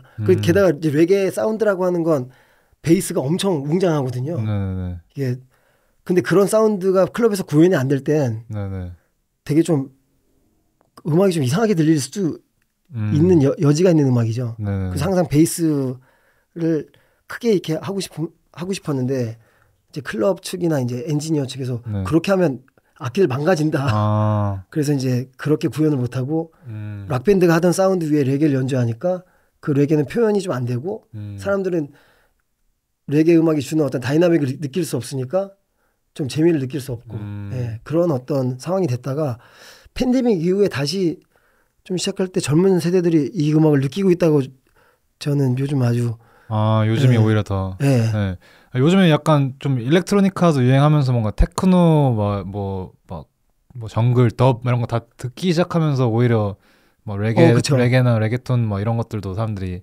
좀 클럽에서도 나오고 하니까 조금 더 오픈이지 않을까. 그런 영향이 있는 것 같아요. 그 클럽 음악들이 젊은 세대한테 막 다가가기 시작하면서 이 사실 드럼앤베이스나 정글이나 뭐 투스텝이나 이런 게 다 레게에서 온 거라 그런 어떤 비슷한 연계성 같은 걸 느끼는 것 같고 그래서 요즘에 오히려 더 사람들이 레게 음악에 열려 있다고 느끼지 그 전에는 레게 음악이라고 하는 건 그냥 해변에서 맥주 먹고 볼 찰 때 그냥 하는 음악 아니냐 이런 얘기 많이 들었죠. 근데 그러면은 이게 엄청난 뭔가 그 씬의 지지였다기보다는 그냥 진짜 김반장님이 좋아서 계속 깊게 파고 들어가신 것 같은데 음반들 들어보니까 오히려 1집 이후로 더 딥해지시더라고요. 막 완전 진짜 더 믹스 막 리믹스에다가 막 진짜 약간 자메이카 클럽 가야지 나올 것 같은 뭔가 한국에서 듣기 막 어려운 사운드들도 되게 많더라고요. 제가 방골 기질이 있어갖고 그냥 뭐 외부 상황과는 상관없이 나는 들어가겠다 이렇게 하면 멤버들이랑 또 합이 맞았고 그런 부분에 대해서 뭐랄까 다들 구말 없이 따라와 준 것도 되게 고맙고요. 지금 보면 그리고 그때는 느끼지 못했지만 이게 베이스 컬처라고 해갖고 베이스를 가지고 운영하는 어떤 음악들의 어떤 집합체 있잖아요. 그 일본에서 연주하게 되면서 그 베이스 컬처의 일원 한국에서 베이스 컬처를 하고 있는 일원이라는 느낌도 좀 받게 된 것 같아요. 그래서 한국에서 이 음악이 대중적이거나 사람들이 알아주진 않지만 난 이 음악을 계속 해야겠다. 그렇게 그런 어떤 동기가 계속 있었고 그리고 저라는 사람이 원래 이렇게 밖에서 반응을 안 살피는 건 아닌데요. 그거에 그렇게 크게 요동이 잘 안 되는 사람인 것 같기도 해요. 왜냐하면 방향이 확실할 때요. 난 이 방향 이게 라이트 디렉션이다 나한테. 그랬을 때는 물론 방향이 좀 잘 안 보인다 그럴 때는 뭐 좌절도 하고 그 잠자리에 뭐 몸져 눕기도 하지만 뭔가 이게 라이트 디렉션 맞다. 그러면 저는 이제 되게 밀리턴트하게 가는 스타일이거든요. 배울 점이 되게 많은 것 같아요. 고맙습니다. 이런 거 좀 배우는 게 좋아요. 그러니까 가끔 물어봐요. 이게 음악 오래 하다 보니까 이렇게 말을 하는 자리 같은데 갈 때가 있어요. 그 이제 음악을 시작하려는 친구들 앉혀놓고 그럼 물어봐요. 음악 어디서 배우셨어요? 그러면 저는 길거리에서 배웠다고 해요. 길거리하고 레코드판. 그게 리얼 라이프니까요, 또 근데. 한국도 이게 뭐랄까 인증되는 후드가 없어서 그렇지 동네마다 약간의 후드가 있어요. 그렇죠. 동네만의 바이브가 또 다 있고 그 동네 사람들의 바이브가 또 있고. 그렇죠. 달동네 후드에도 바이브가 있고 그 동네 또 건달 형들과의 또 릴레이션십에서 배우는 그러니까요. 게 있고 이 껄렁껄렁한 그 바이브가 다 있거든요. 그쵸. 아니 그러니까 뭔가 한국 어떤 좀 막 범 리스너들은 힙합이 한국에서 무슨 힙합이냐, 너네가 무슨 갱도 아니고 뭐 약도 없고 근데 한국도 잘 찾아보면 다 그 한국 나름의 그 다 맛이 다 있거든요. 아 그럼요. 다 힙합이고 네. 락이고 레게이고 할 수 있는 건데 다. 그렇죠. 상계동 단곡에서 힙합과 레게가 안 나올 수 없는데.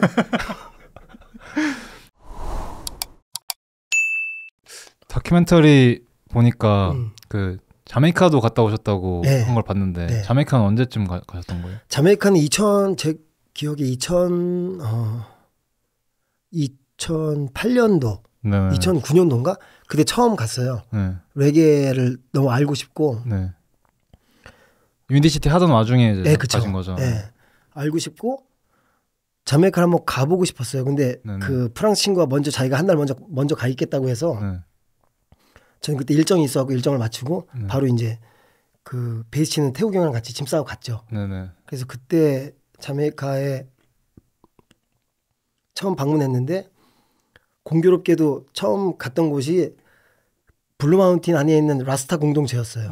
네, 라스타 피플들이 사는 마을. 커뮤니 같은 느낌인 거예요? 라스타 애들의 막 커뮤니티 같은. 그렇죠. 네. 완전 코아 빌리지였죠. 거기 딱 떨어졌는데 거기 사람들은 뭐 기본적으로 약간 제 처음 느낀 군대 같았어요. 국내? 군대. 아 군대. 네. 네. 규율 같은 게 느껴지고. 그리고 사람들마다 그 마을의 어떤 역할들이 다 정해져 있고 그 커뮤니티가 굉장히 스트롱한 느낌이었거든요. 네네. 그래서 전 모든 자메이카가 그런 줄 알았어요. 처음에 가자마자 그곳을 갔기 때문에. 근데 거기서 아주 재밌었던 건 그 라스타 빌리지에서는 이디오피아 달력을 쓰고 있었어요. 네. 이디오피아 력이라 그래가지고 고대로부터 내려오는 그 력을 쓰고 있어서 그때가 밀레니엄이었어요. 그곳에서 2000년도였던 거죠.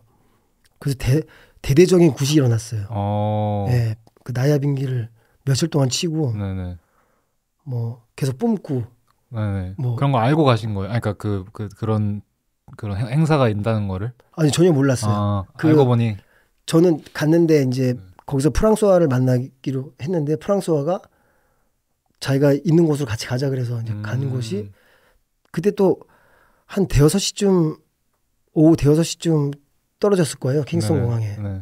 그래서 가니까 이제 밤이 되잖아요. 네네네. 그러니까 뭐 어디로 가는지도 모르고 그냥 간 거죠.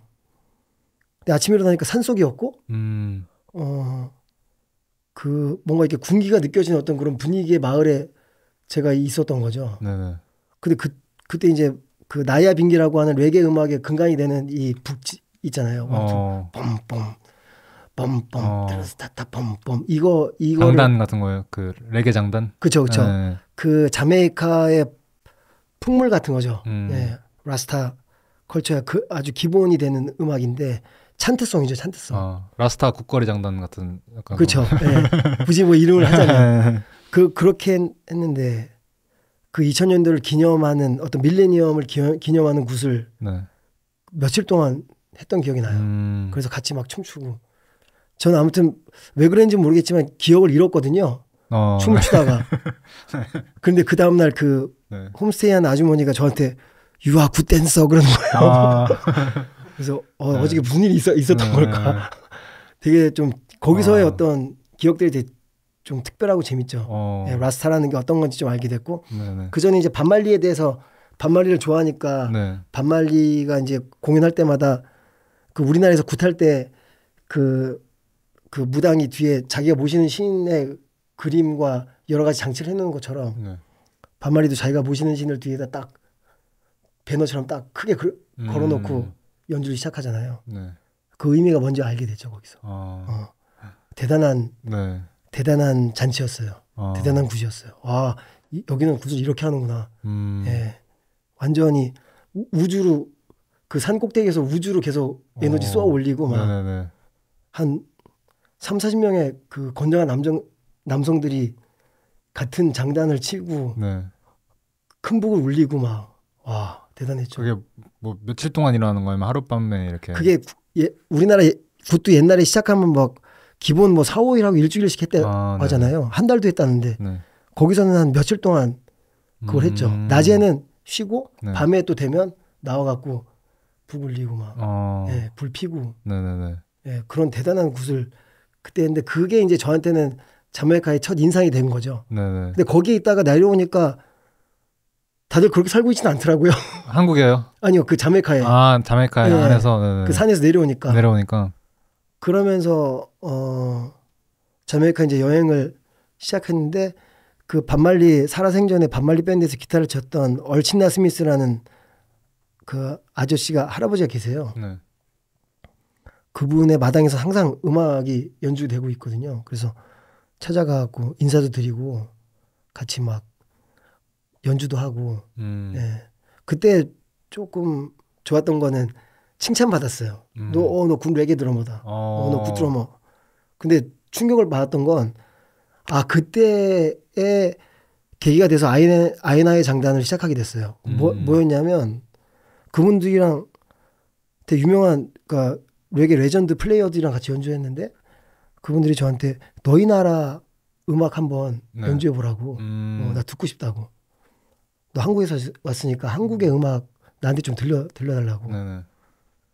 그게 제가 뭐 아는 게 없는 거예요. 네. 그래서 뭐 아리랑을 부를 거야 뭐. 네. 그래서 아는 게 없어갖고 진짜 꿀먹은 벙어리처럼 이렇게 있었거든요. 네네. 그리고 나서 이제 그 자리를 마치고 숙소로 돌아오는 길에 프랑스와라는 친구랑 되게 많은 얘기를 했죠. 나는 여기서 보니까 음악을 시작한 것 같지도 않다. 내가 저 사람들한테 내 정체성을 보여줄 수 있는 게 아무것도 없었다. 근데 프랑스어도 그 얘기를 하더라고요. 네. 넌 한국 사람인데 진짜 한국의 전통을 잘 모르는 것 같아. 그 이런 자리에서는 세계적으로 유명한 그러니까 이런 어떤 한 꼭지점을 찍은 사람들 사이에서는 연주를 똑같이 하는 게 그렇게 재밌는 일은 아닐 거야. 그 사람들은 한국에 왔으면 한국 음식을 먹어보고 싶어 할 거고 이태리에서 왔으면 이태리 음식을 먹어보고 싶어 할 거고 그 나라의 어떤 근간이 되는 소리를 들어보고 싶어 할 텐데 네. 너는 레게밖에 모르잖아. 그래서 그때 좀 많은 그 생각을 많이 하게 됐어요. 네. 나는 그러니까 내가 좋아하는 음악의 어떤 그램만은 네네. 잘 따라하지만 내가 살고 있는 이 지역과 이 땅에서 오랫동안 해오던 그 컬처에 대해서는 진짜 내가 모르고 있구나. 그리고 이 그 전설적인 형들은 형들끼리 모였을 때는 그런 것들이 훨씬 더 파워풀하구나. 네네. 예. 그럼 어떤 너의 아이덴티티를 한번 보여봐. 한번 들어보자. 같이 해보자. 네. 그렇게 했을 때 제가 아무것도 할 수 없고 되게 무기력했다는 게 되게 충격이었죠. 네. 그리고 돌아와서 그때부터 이제 판소리도 좀 배우기 시작하고 그 다음에 굿판을 다니기 시작했어요. 실제 무당이 네. 네. 근데 이제 굿이라고 하면 크게 두 가지가 있는데 하나는 개인 굿이라고 해서 커스터머가 이제 요청에 의해서 네. 그 뭐 돈을 잘 벌게 해달라는 어떤 뭐 그런 어떤 구복 같은 개인 굿을 하는 게 있고 대동굿이라고 해서 마을에서 이렇게 하는 굿 다 모여서 하는 굿이 있거든요. 네. 근데 제가 얘기하는 굿은 대동굿이죠. 네. 개인 굿은 갈 수가 없어요. 네. 대동굿에 이제 막 저는 황해도 굿을 처음 접했는데 그 황해도 만신 할머니가 나와갖고 막 뛰면서 엄청 에너지가 진짜 하이텐션의 에너지를 그 늙은 사람이 그 내는 걸 보고 정말 충격 먹었고 그리고 사람들이 같이 막 어울려갖고 장단을 풍물을 치고 그런 게 제 눈에는 그 막 블루마운틴의 나야빙기 굿이랑 크게 다를 게 없었어요. 한국 버전으로 약간 하는 거죠. 그 모습은 다르지만 안에 있는 그 바이브는 똑같은 우리가 사람으로서 느끼는 그 바이브는 다 똑같은 거였거든요. 그래서 저는 한국 사람으로서 내가 레게 음악도 좋아하고 뭐 라틴도 좋아하고 다 좋아하지만 어떻게 하면 내 뿌리에 대한 걸 뮤지컬하게 표현할 수 있을까를 그때부터 고민하기 시작했던 것 같아요. 그 자메이카는 저한테 그런 어떤 전환점을 준 여행이 됐죠. 되게 재밌네, 신기하네. 왜냐면은 뭐 한국에서 이제 레게 볼모지에서 딱 그 진짜 오리지널티 있는 레게 음악을 몇 년째 하시다가 이제 그 본고장인 자메이카로 갔는데 한국적인 걸 해야겠다라는 걸 이제 깨달으신 거니까. 되게 아이러니하게. 근데 진짜 클리셰지만 그 한국적인 게 제일 세계적이라는 게 약간 어쨌든 우리 소울은 한국인이니까 그게 그렇죠. 우리가 하는 음악에 묻어나면 그게 이제 오리지널리티가 되는 거니까. 네, 저도 그걸 그때 느꼈어요. 그러니까 저는 그 전만 해도 한국적인 것이 세계적이다라는 말은 되게 좀 문화적으로 컴플렉스를 갖고 있는 사람들이 하는 말이라고 저는 생각했거든요. 근데 한국적인 게 세계적인 거기도 하지만 루치한 거는 정말 세계적일 수 있다는 거를 그 자리에서 안 거죠. 예, 어떤 루치 앤 컬처라고 하는 것이 음식도 그렇고 음악도 그렇고 우리나라에 김치나 이렇게 발효 음식이 있는 것처럼 자메이카에도 발효 음식이 있어요. 그거 먹어보면 그 맛이 좀 달라서 그렇지 몸에 좋다는 느낌과 그 뭐랄까 이 질감이 되게 비슷해요. 예, 그런 것들이 다 있는데 나는 왜 자메이카 컬처는 그렇게 잘 알면서 마치 한국의 된장고추장을 먹고 자랐는데 그건 잘 모르는 그런 어떤 느낌을 받게 된 거죠. 그래서 그때부터 좀 판소리도 하고 구판도 다니고 그래서 우리나라 음악의 근간이 되는 게 뭘까를 보다가 구판에서 그걸 찾았죠. 자메이카에 나이빈가 있다면 우리나라에서 굿이 있다. 그래서 그런 어떤 새로운 음악 여정이 시작됐어요. 그때를 기점으로 해서. 대마에 대해서 나는 좀 어떤 견해를 갖고 있냐면 한국의 미디어 프로파간다가 좀 너무 본질과는 왜곡된 그런 프로파간다로 계속 밀어붙이는 것 같아서 좀 우려되는 게 계속 악마와 범죄화하고 있잖아. 그쵸. 간자가 중독이 된다는 건 좀 납득하기 좀 어려운